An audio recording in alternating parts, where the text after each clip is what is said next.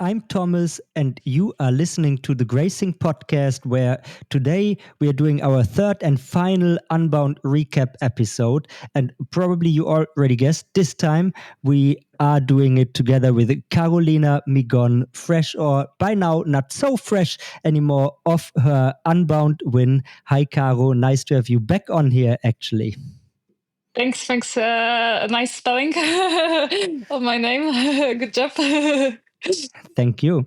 I mean, I have a bit of experience, and also it seems like you're becoming a frequent guest on here.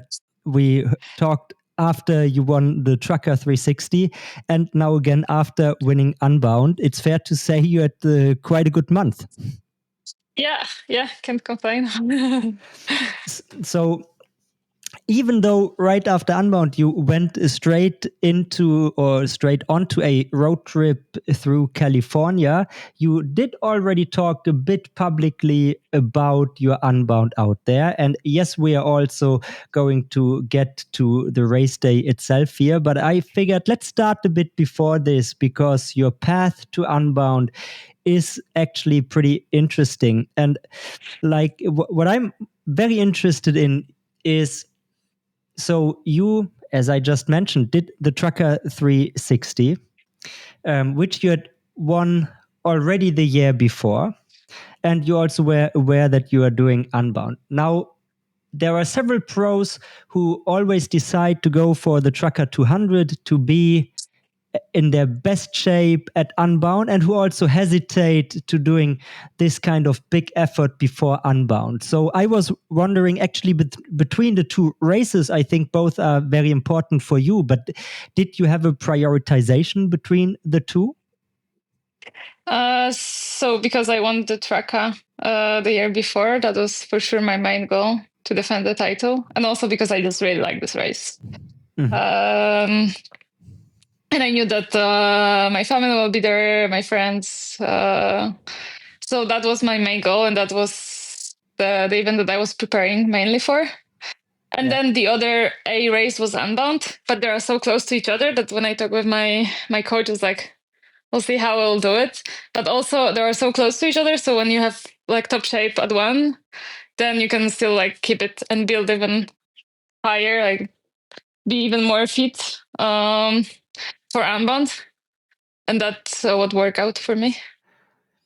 Interesting. So you also do this, which like back in the days, people always tried to absolutely peak, and nowadays it's more like, especially in road racing, that people try to reach a very, very high form and then carry it for an extended period. So that was more or less the approach that you were going for. Then it's still, I assume, risky, doesn't work out all the time, but in your case, apparently it did quite well. Yeah, I think I also I raced Gravel Locos the weekend before Unbound, and there were no many people because I think everyone was afraid that Unbound is just the weekend after. But anyway, I mean, the weekend before your main event, the week before your main event, you don't really train that much. So I think it's nice to do the like race and big effort, and then rest till the race. Yeah, taper week. So I was actually interested in if you can be a bit more specific how the time between the Trucker and Unbound looked like for you. And I assumed like it's almost the gravel low course was almost the last hard effort that you did, and then you tapered into Unbound. But then before gravel low course, of course, there was the travel itself to the States with the jet lag and so on. So what did you just rest and keep it easy until gravel low course, or did you do some other? Of course, I've trained. I just after Trucker, I've started my sabbatical, so it was completely new to me to have so much time, not rushing from training to work. So I did train. I did some nice rides in Switzerland. Some big days, and some hard efforts. It's still 1 month between two events. So you can do one big block of training. That's what I did. Some hours in, some hard days. The weather was good, so I could ride and just being on a bike, and not. It's also nice to have some time without races and spend them at home. And because I didn't work, I have time to catch up with friends and spend some time with my husband. So I think it was also good for my mental health to just do stuff and have some more time. So it was not just resting, and I think I could see on Instagram like some Unbound blog posts. So I didn't do like 40 hours weeks, but I think I did like 28 hours a week. Okay. I think, and this would be like the week after, not right away the week after Trucker, but the second week after Trucker. Yeah, I think so. Something like that. Okay, interesting. And as you mentioned your sabbatical already, because I wanted to clear or really clarify when it started, because I heard some comments about you where people put it like, yeah, she used to also work, but then she now is on the sabbatical, and they made it sound, I heard this on more than one podcast for sure, they made it sound like all the year you would have already been on the sabbatical, but you haven't, right? You started just after the Trucker. So Trucker, you still one working more, I don't know, full-time or close to full-time? Yeah. And just after this, it started actually. Yes. So before the Trucker, I was just working almost every day and training. And when I went to Girona, that's when I took some holidays, so I can just like be present in Girona, because I knew that there will be a lot of things going on and events. And in fact, after the Trucker was the official time when I started my 5-month sabbatical. Yeah, I think it's good to have this clearly and straight on the record and the data correct, because I think it makes it even a bit more impressive what you just did there in May. Thank you. So this was, I believe, your second Unbound. Definitely you were at Unbound the year before. And correct me if I'm wrong, but I think you finished around 17th place or so last year, and you had a bunch of to be honest, I don't even remember. It was like somewhere like around 20th place. I did look it up in Athlinks, but many weeks ago, and didn't write it down in my notes, but it was a race that you actually had a lot of mechanical problems and other issues last year. And when I had Cam Jones on here, who, by the way, also won it in his second attempt, just like you, I asked him what I now want to ask you as well. What were like the learnings and takeaways from your first attempt that you implemented or that made you change stuff this time around? So for sure, my bike setup, I went for bigger tires and I didn't use inserts. I think that was my pain point last year, that because of the inserts, the salient, I couldn't even see the salient coming out. So I couldn't even like identify where I should plug my tire. So this year I didn't use inserts. I used bigger tires and also different tires. I went for mountain bike tires in the front, and I was super happy about it. I also prepared for the heat, and I really focused to look into nutrition and to be aware that I have to eat a lot and I need energy for 10 hours. So when we talk about your meal or your nutrition plan on the bike, what was your plan and what was the actual execution during the day? So of course it's never ideal because I lost 7 bottles on the way. But you also lost bottles? Okay. Yeah. Because we heard the story from in the beginning. Yeah. Okay. Yeah. So at the beginning, but it was okay because it was not that hot, and then the pace was not as hard. So I was completely fine.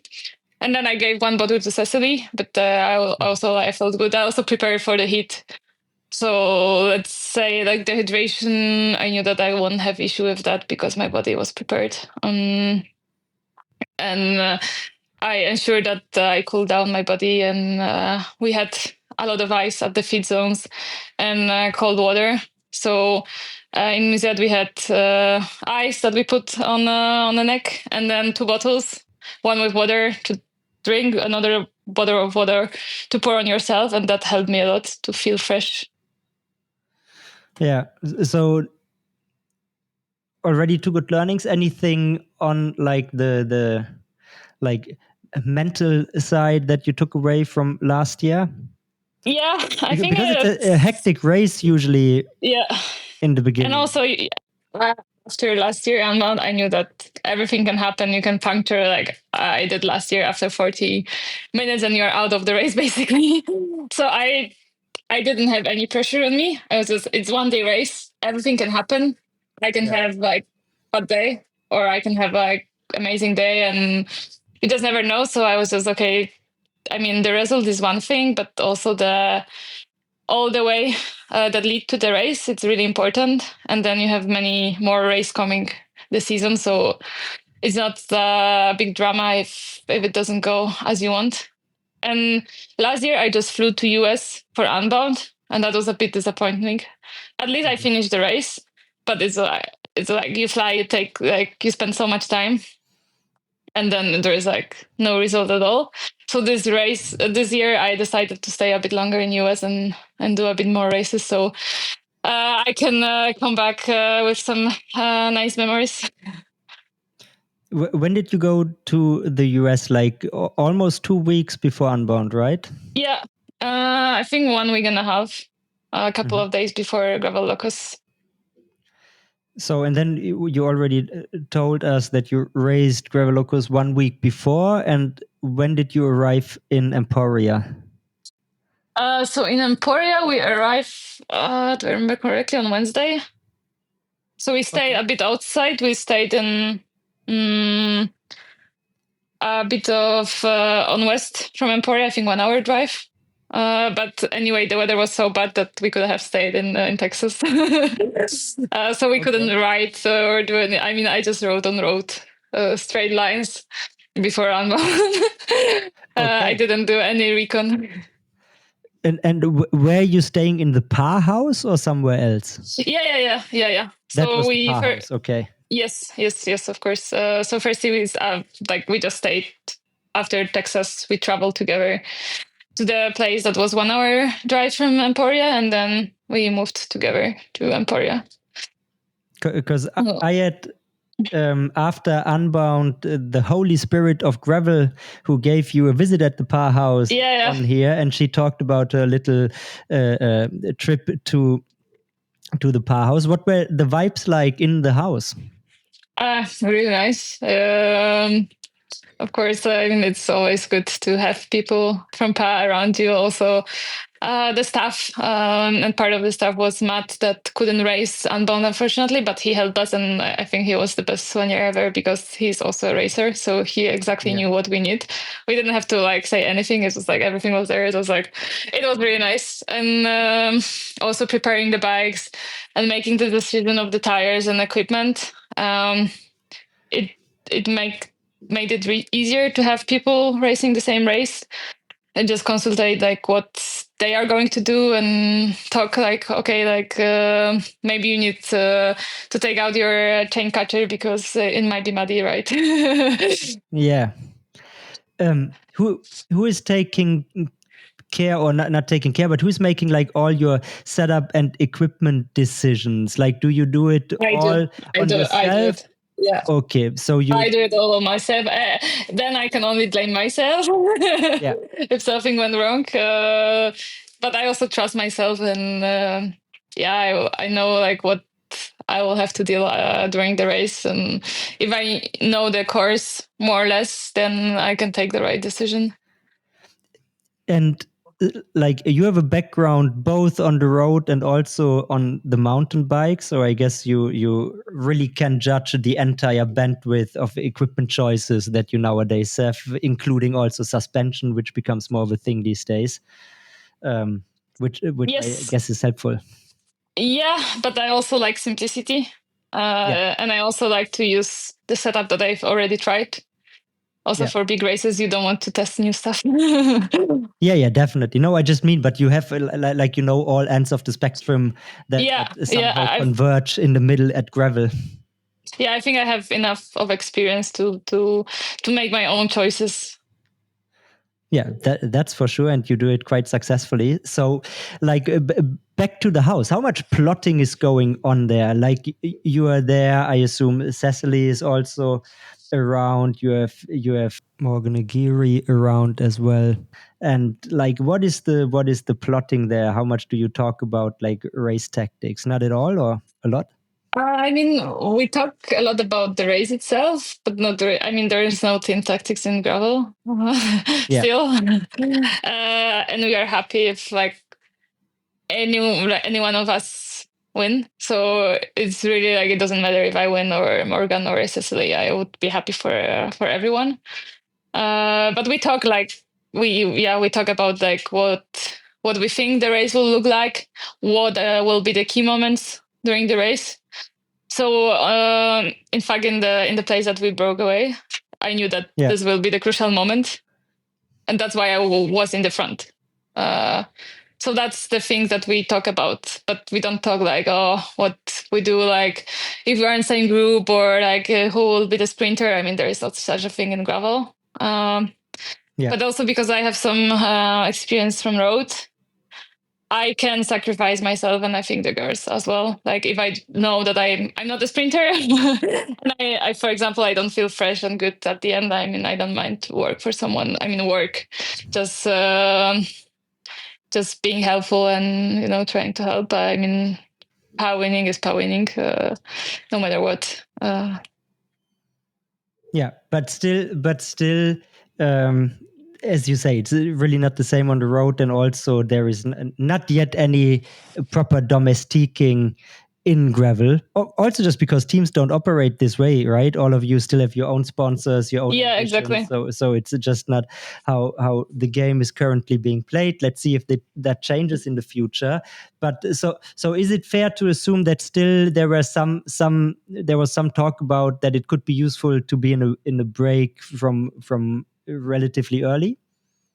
Well, I would say there was nothing about that. I mean, I really wanted to be in a breakaway because it's just safer and just like being in front of the race when you have a group of 100 people. It's just essential if you want to finish and avoid crashes. And of course, everyone knew that breakaway is good, but it also depends with whom you are in a breakaway. So if I wouldn't like go alone for sure. But when I saw Lauren and then Ceci, I was like, okay, that's a good breakaway, and I already pretty good work with them on other races, so I was really happy. Before we go into the details of the day, the one thing that everybody was super closely monitoring leading into Unbound was the mud situation because of all the rain. When you arrived on Wednesday, I think I was in depth checking the weather forecast either on Monday or Tuesday because I was writing my preview and I had to finish it, and I was checking so many weather apps like in the powerhouse on the team. Who was in charge of controlling the weather and checking out I think everyone was. Everyone. How much chatter was there about mud and sizing down the tires? A lot. Was it nervous? Okay. A lot. Trust me, a lot. It was just. It was like, okay, it will be like shitty, it will be muddy, it will be a mud fest. And then there was another side that the northern course dries pretty fast, pretty quickly. Yeah. So I was rather positive when I checked the weather. And also when we arrived and I did a small ride, I think I did the finish of the course. Mm-hmm. And then it was already dry, though it was raining, I think the night or even the morning before. Okay. So I was like, if this is dry, for sure on Saturday it will be dry. Okay. Personally, were you nervous about this or rather relaxed in the days? Rather relaxed because it's same condition for everyone. So I mean, I won't be alone trying to get out the mud out of my bike. So I was pretty chill and I was okay. And once I made the choice of the tires, I was just, okay, I stick to that. I don't care what other are doing, or if something changed, then it changed, and it's like I made my decision. I won't take it back. So then it's the pretty early morning of, I believe, the Saturday. You're rolling to the start line. What's your mindset in the morning?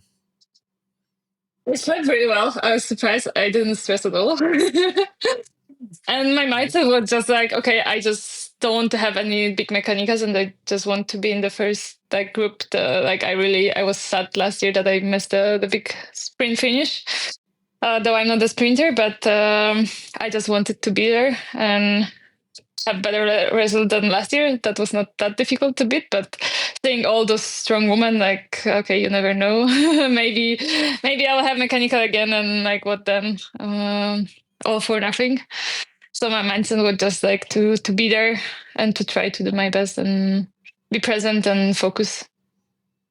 But I didn't have like any plan that, I will attack here and there, or like whatever. I want to go with this breakaway with this rider or anything like that. No. Yeah. So you already told the story in a few places how the day unfolded, and as it was like live streamed, we actually did get to see a lot of the action, at least. Sadly, in the case of the women's race, it was when it came on pretty shortly after it was already decided. I watched the Instagram live streams as well. That was good because there was the early action was watchable there as well. But probably you can give us like the quick summary of how your day specifically unfolded for those who happened to miss it, even though that's, I guess, the minority of your listeners out there. So first 2 hours we were rolling like not that fast, and there were already like some girls in the breakaways in the front, but everyone knew that there are no strong riders there, and they won't hold there till the finish. So I think we were pretty easy. And then early on during the race, there were already some crashes in the back. And I was like, okay, I have to move to the front. I managed to avoid some crashes just in front of me. Then when we rolled to the first technical section, I don't remember the name, where there was the first muddy section.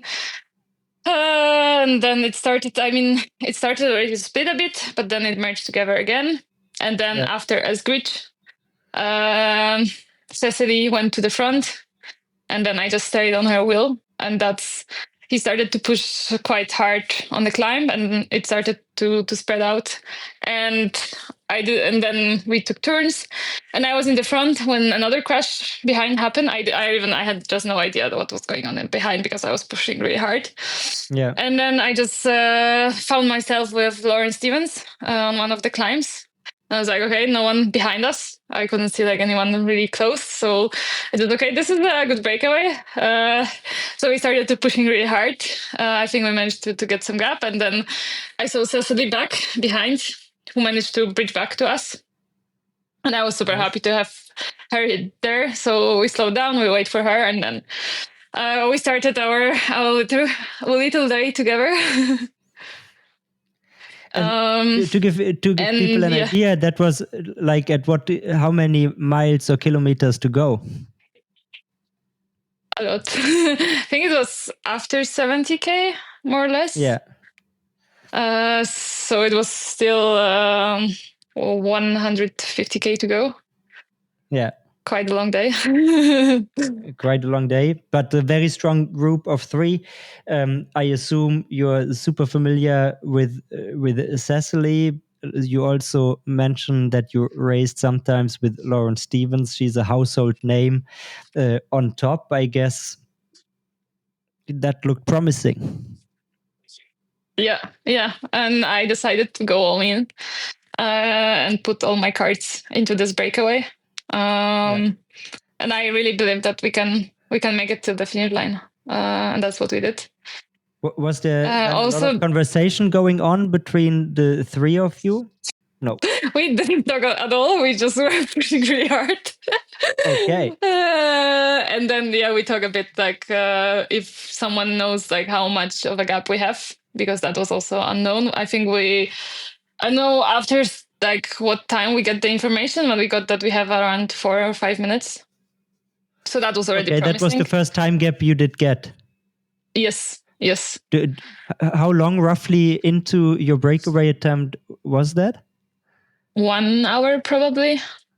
Okay, and you did get it from the motorbike or? From the message. Okay.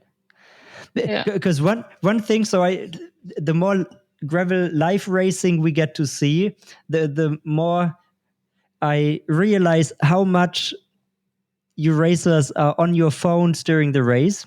Like before the aid stations, for instance, I saw a lot of people like texting, doing voice messages or whatnot from the screen. And the one thing that I thought is like everybody would have like Athlinks open to see the time gaps as soon as possible, but that was not a thing amongst the racers I talked to. Nobody has the Athlinks open. No, no. I didn't have it open. I just read the message and I sent just one voice message when I was not sure if I will change my rule or not. But other than that, I just had some messages from our team that were monitoring what's going on. But also there's no much network on the course. So even if we get some message, it was very often it was delayed or even not deliver or something. So the communication is really hard, and we don't get any message from the motorbike. So yeah, it was tricky. And you didn't get motorbike time gaps all day long, or did you get some later? No, because I heard from Cam that they did get at some point regular updates from a motorbike. We didn't. We didn't get any updates. Just when I was already alone, and then when I asked the motorbike about the gap, I think my coach texted me at this time. He was faster than the motorbike. Nice. To get this information. So at this point, with the 5-minute gap, that's quite promising. Did you make some calculations in your head how much of a time gap you thought would be enough to win it? No. I also didn't know how the work is going back in the peloton. Yeah. And if they were pushing strong, they could always catch us, probably. I mean, or maybe not. I don't know. We were also pushing strong, but of course we started super strong, and then you get tired, so you slow down. But I think in the peloton, the same vibe. They also are tired. Yeah.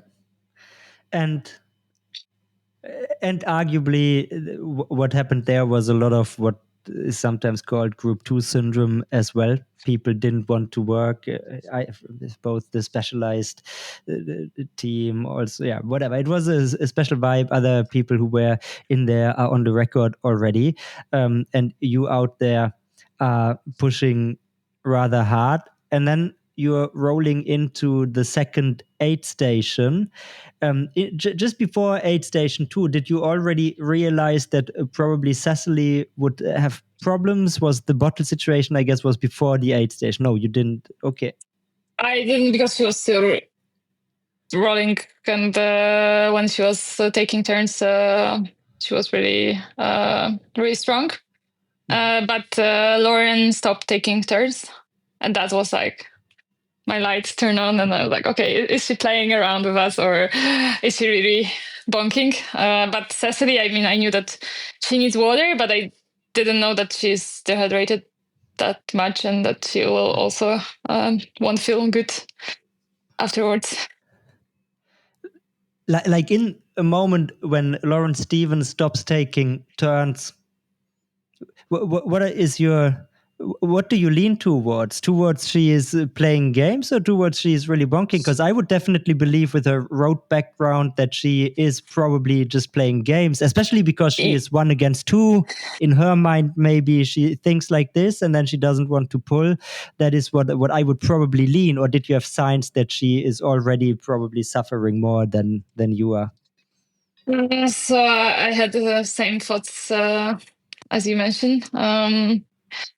and also because we are two and from one team, I knew that she'll try to save some energy for the finish, and that's also what I tried to tell to Cecily, that she also has to calm down a bit and save some energy for the finish, because I don't want to lose a finish as a team. And yeah, it turns out that she was not playing games. And she hit hard the bonk, but I think with someone who's really experienced rider and really good rider, you never know. But I believe that me and Cecily are strong, and we can beat her no matter what. But yeah. I've tried to talk with Lawrence and ask her to take turns, but she was really refusing. So I think apparently if she would play games, I mean, we would try to drop her at some point, but yeah, there was no need to do that. Because like on the screen, it really looked like you were more or less exiting the aid station and already alone, briefly trying to wait for Cecily to hop on. She doesn't hop on, but then you must have been quite surprised that all of a sudden after the aid station, you're on your own. Yeah, I was. I really was surprised. So I looked behind and I saw Lauren like really far back, and I was not pushing really hard at that point. And just after second feed zone, you have to be aware that there's a climb. So I was like, okay, we dropped Lauren, so just like let's make it to the finish together. But then I waited a bit and I looked back, and Cecily was like really destroyed.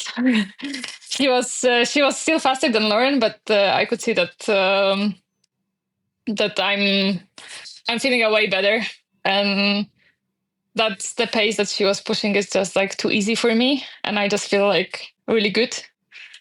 I hesitated a bit because I saw that we have still 80k to go, and I was just that's still a long way. But I had in mind that that's a real advantage staying with other riders in one house. They told me that there will be a tailwind all the way back from the second fit. So I was like, okay, with the tailwind and like with my like current feelings and like all the nutrition I carried, I probably can make it. And also because the previous week I also rode solo for 40k, like in a way warmer climate in Texas. So I was like, okay, I think Revolocos, you won with like a 10-12 minute time gap or something crazy like this. Yeah, but also I know that the girls in the back, they had some navigations issues, so it would have been probably a bit less. But still, I managed to do 40k alone, and it was super hot, and it was way more windy. I didn't have tailwind there. So I was like, okay, I've done it like half of it. I think I can do it twice. And then I was like, okay, it's more or less 2 hours. I can do everything for 2 hours. It's just like 2 hours. I just kind of split it. So there was like the race before when I was in a breakaway. And then like the last 80k to the finish was like new race for me. So I was like, okay, 2 hours training, it's nothing, right? It's like, okay, let's do it. But then I didn't realize that there is still some climbing, and till the finish I was doing all those little hills up and down. I was like, it's more than I thought. Yeah, it's super rolling. For sure. Like after aid station 2, it's basically a lot of rolling hills. Yeah, a lot of rolling hills. I forgot about it, but for sure I was in pain. I was suffering, but it's also different feeling and mindset when you are suffering and you are in the first place of the biggest race in the world. So I was really motivated to deliver. Like on the screen, it looked like there were a few occasions where we did get a glimpse, and I thought maybe Karo is suffering out there. But then within a minute or two later, you looked like you put in a gel. I saw you putting a lot of gels in at this point in time, and then you were pushing, looking good again in the saddle. Did you have like these little low points in there, or was it just something that looked differently on the screen? I think it looked differently on the screen. I check my Wahoo a lot to see how much is left. That's for sure. But I was feeling good all the way to the finish. I looked behind a couple of times to see if Cecily is coming back or if there are any other riders, but I couldn't see anyone except the I think 100 milers. So from the time you're alone, I mean, that is already like 8 hours or so into the race. So how do you approach then pacing for your 2-hour time trial? Like, are you like defining a watt range in your mind, or is it all based on feel? So firstly, I base on feel, and then I look at the power, and I see, okay, this is the power I'm generating when I feel like that. Maybe I can push a bit harder. And I know more or less like how also based on track, I think it's a really good prep. I mean, prep main race still, but it's a long event, and you can see how much you can push till the end and how much like your power vary based on like the duration of the effort. So I knew more or less my limit, but I also knew that I was pushing way more than during the tracker. Are we talking like during these 80K? Are you sometimes like going above threshold? I wouldn't imagine. No. Okay, it's all tempo, sweet spot. Yeah, it's more tempo, mostly tempo high, fat max area. This kind of stuff. So it's not VO2 or anything like that. Maybe on the climbs I can hit the VO2 and some threshold, but when you go like on the flat and trying to have be as area as you can to save some power, but you're not pushing like above the threshold, that's for sure. Yeah, I mean, one interesting number that Cam Jones mentioned at some point was like his time above 500 watts this year was half an hour, whereas last year when he was in the bunch, it was like 1 hour above 500 watts because he had been so spiky all the time. And this year I saw a lot of people who had very good legs until they hadn't, and they were mostly people in the bunch because it is so spiky at times. So in that sense, probably it's a more controlled approach if you break away, and then you never have to do like these above threshold efforts. Oh yeah, definitely. It's more steady. You don't have to chase after every turn.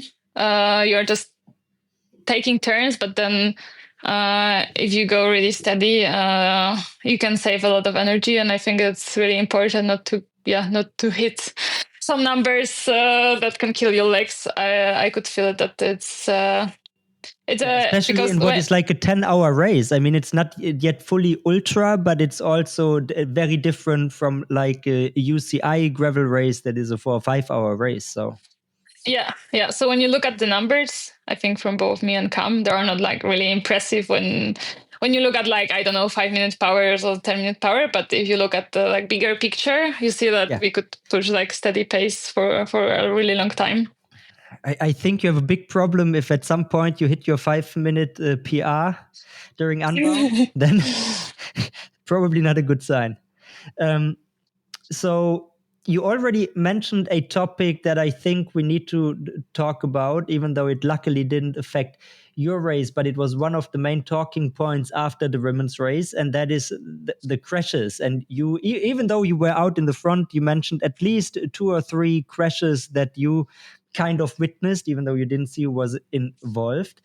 Maybe even more in the beginning, in the first 2 hours. Was it something that in the race, in the moment, you thought, oh, there is something wrong here with the composition of the field or the track? Or is it just like business as usual in gravel, just more pro women in the field? Because I think you were 96 pros. Yeah, I think the more people you have, the more hectic it gets. And it's hard to say. I mean, it's part of the job. Let's be honest. Even on the road, you have so many crashes. I don't remember how many time I crashed on the road during the races. So it's just part of the game. And it's gravel, so it's even more difficult. You don't have, smooth tarmac. It just, you have some bumps, potholes, puddles, mud. It's a way more difficult.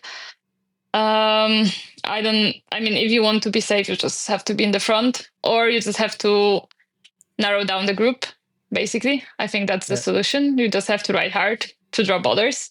And I don't know, getting rid of half of the field and saying them like, oh, you're not good enough to race.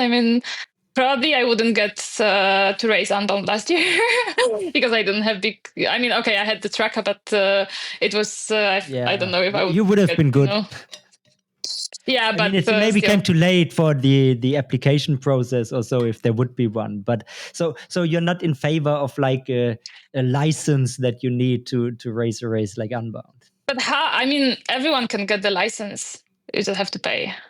There are no tests on anything. I think it's but hard. There are some suggestions nowadays circulating where people say, there should be more filtering who can actually start in the pro field and so on. And then that is what I just dubbed a license, like something where you have to prove that you're qualified to race a race like Unbound, which is super. It's super subjective. What criteria would there even be? Exactly. And I think all the girls that were there, it was not their first race that they ever done. So it's not that they were first time on the bike. If you also, I think if you want to learn, you need to just race. So it's also good learning for everyone. Yeah. And also just learning to be in the front if you want to avoid crash. And you pointed out a few things already, and I think at Unbound in particular, it's like the highlight for so many people. So nervousness in the field is probably even higher than during your average gravel race. Everybody wants to be in position, and so it must be particularly turbulent in the bunch in the beginning, especially before it breaks apart. Yeah. It was a lot of shuffling.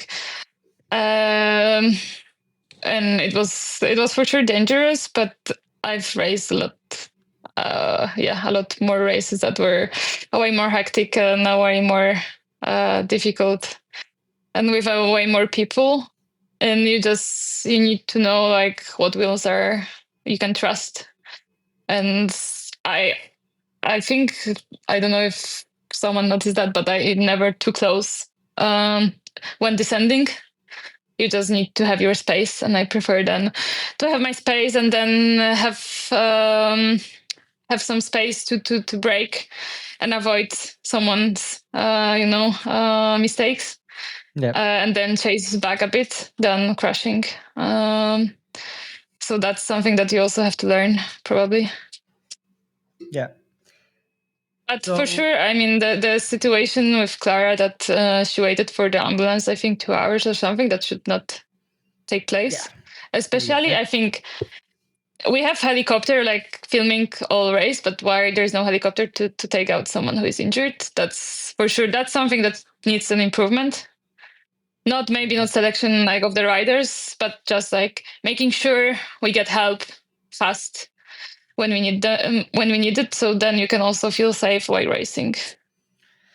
I did quite an extended segment on this with Paul on here when we talked about his Unbound, and yeah, definitely, and that goes for Unbound, and it also goes for I think many gravel races out there actually, and let's just hope that all the organizers look at this situation and learn from it, because nobody of us wanted to be her out there. And like as I said when I talked to Paul, this can happen to pros, and there it's part of the job risk. Maybe, I mean, still you don't want to wait 2 hours, but it can also happen to all the mass participation folks out there. And then if you wait for 2 hours for an ambulance to arrive, it's not worse, but it's like probably you won't come back.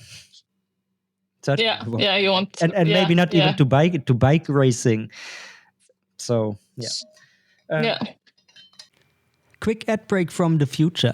If you enjoy what you are listening to, and if you want to support the work that we are doing on the Gracing podcast and Paul on the Outside podcast, then you can join our Patreon, become a member, become a supporter over there. And with that, you can also join our cool Discord community with folks who are really passionate about gravel cycling, gravel racing, and we would be super stoked to have you on there. So check out our Patreon. You can find the link in the show notes. Looking forward to having you over there. Take care. But back to your day out there. So at what point do you believe that you have won? For how long are you nervous and have all the adrenaline rush on the bike? Really, when you're entering Emporia, or are you more relaxed at some point? So I think I've got relaxed when I hit the section when there was tarmac only, so from this little tunnel and then to the last hill. Yeah. Then I believed that, okay, I think I won Unbound. I had some thoughts in mind, like, okay, what if I win during the my solo time trial? But I truly believe when I hit the tarmac and I knew that, okay, I won't get any punctures. In worst case scenario, I can just like probably run as Paul was on the tracker or something until the finish line. So that was the point when I knew that, wow, Unbound is mine. At that point, what's going through your mind? Do you think about that, what your winning gesture is going to be or anything? No, not really. I think I thought a bit about my husband, that he was not there at the finish, but he was at the tracker, so it's fine. But it was also a bit sad not having him there. Yeah. So that was my thought. And also one of the thoughts was like, what do I say to my manager, my boss at work? Like, okay, I mean, they were following the race, so that was. Were they? Nice. Okay, I was about to ask you, do you think they watched the live stream? But cool. Yeah. I have a really big support at my workplace, so I miss the people a bit. I'll probably have to visit them at the office when I'm back in Switzerland, because we do some office rides, and they're also cyclists. So it's really cool to have a team like that. Cool. And then also, of course, I was just super happy, and I was so proud of myself, and I gained a lot of confidence, I think, during this race. As you should. So one thing that many people say is Unbound is career changing. Now, 3 weeks roughly after you won, can you already confirm this? I think yes.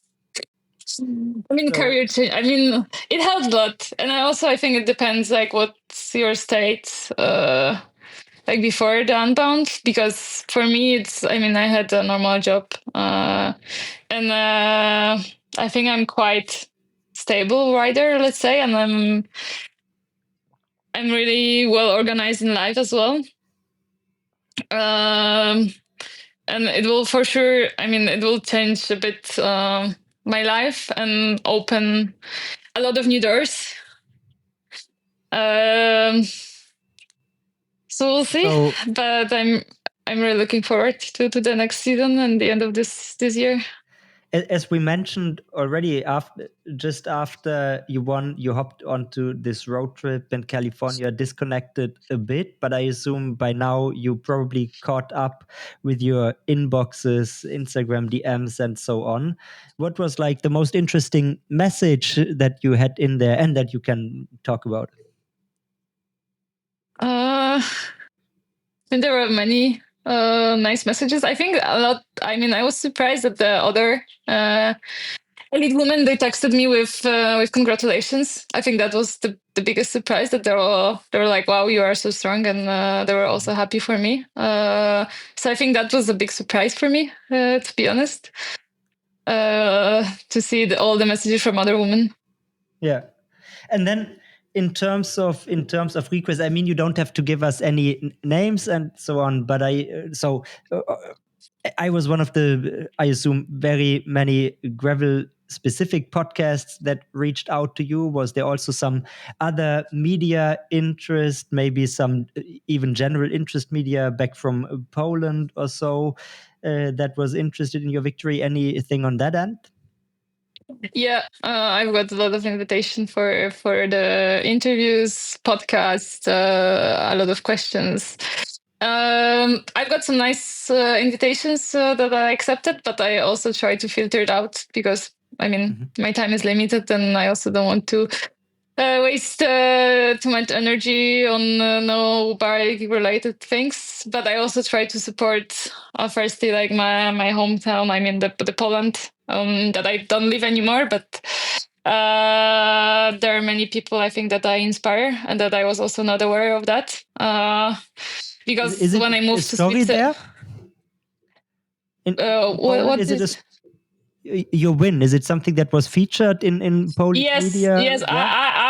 I was really surprised. My friends sent me the broadcast, the live stream of Giro d'Italia, and they mentioned me. I was like, wow. Oh, they That nice. was, yeah, that was super cool. So I'm happy to connect with Poland because when I moved to Switzerland 3 years ago, I kind of disconnected. But I really like my hometown Krakow and all the people there. And I will visit when I'm back from US, so I can't wait to meet some people there. But then also from Switzerland, I have scheduled some interviews and meetings, and I'm really happy about that. But also, Nice. you cannot do everything, and I think it's Yeah, good you that have I to be had those selective. 2 weeks. Yeah, that I had those 2 weeks offline, and I could just digest everything that just happened. Yeah, yeah. I think wise. I mean, it was not even, you couldn't know beforehand that you would win Unbound, but then it's lucky coincidence maybe. Yeah, but so interesting. Was there anything that is not bike media that you found really interesting, that those guys were interested in it or heard about it? Yeah, there were some nice stuff and nice opportunities, but I won't talk about it now. Okay, But okay. yeah, I think the Unbound, I think the Unbound is really big. When it Because comes that is what I'm to the interested in, is like, how much does it cross over into general interest or maybe general sports media or so, and to hear that it does is cool. yeah, I think it's amazing, and I think that's why the race is so valuable for everyone. And if you win, you get a lot of interests in general, not only in sport, but I think your value as an athlete in different environments. Yeah, that's for sure. And I assume always the hope, but then the live stream numbers, but I didn't check it recently, but it was well above 300K last time I checked. So yeah, people are watching and tuning in. Did you happen to rewatch the live stream? Just some parts of it. Okay. But a lot of my friends and family, they watch it, and they told me that I took a lot of coverage time with my solo breakaway.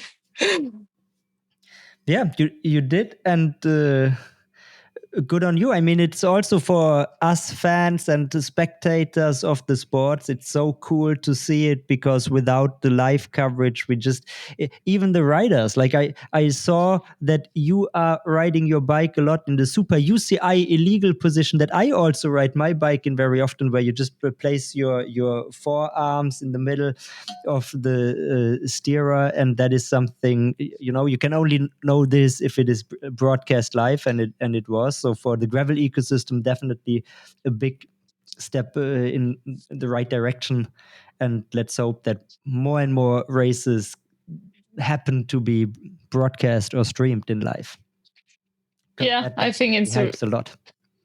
yeah, it helps to the sport in general. I mean, I know that there are so complaints about the cars that they were giving us a lot of dust, but I think it's still worth it to have them, and Yeah. I'm still grateful that they managed to cover the race and that everyone could watch it.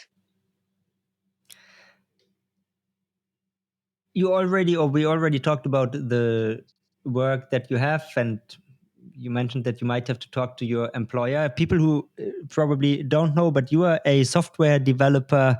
I heard you somewhere be even more specific. You're a front end web developer, mostly doing some back end stuff. Do you have like ideas or plans for your own app that you want to do, or did you I ever have think about it? I do have some ideas. I probably will have some time. At the end of the year, maybe I will do something, but it Would also it be takes time. cycling related or not at all? Yeah, of course. I think I have idea for some tools that I would like to use myself and that I'm Okay. missing in some apps.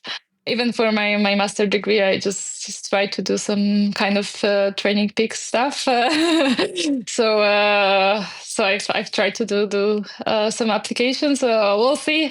For now, I focus on racing and training, but I will for sure figure out something on my side. I think I cannot just focus on racing. Makes sense. I can understand. So watch out, people. Maybe at some point you can subscribe to the Karolina Migon app out there. I assume it will have a subscription model. Maybe you opt for a different model, but we'll find out. Cool. Anything else that we didn't cover that you wanted to talk about with respect to your recent racing, Unbound specifically? I mean, since then you went on and won even more races, because apparently you don't stop winning races.